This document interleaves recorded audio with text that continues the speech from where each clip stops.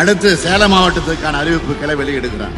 210 kilometre நீளத்தில் 79 கிராம சாலைகள், 21 உயர்மட்ட பாலங்கள், 127 கிலோமீட்டருக்கு 211 ஓரடுக்கு கப்பி சாலைகள், 76 கிலோமீட்டர் நீளத்திற்கு சிமெண்ட் கான்கிரீட் சாலை, 47 கிலோமீட்டர் நீளத்திற்கு ஃபேவர் பிளாக் அமைக்கக்கூடிய பணிகள் ஆகியவை 164 கோடி ரூபாய் மதிப்பீட்டில் மேற்கொள்ளப்படும்.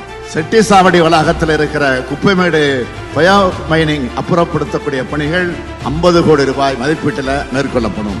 நங்கவள்ளி குடிநீர் நீரேற்று நிலையம் 10 கோடி ரூபாய் மதிப்பீட்டில் மேம்படுத்தப்படும்.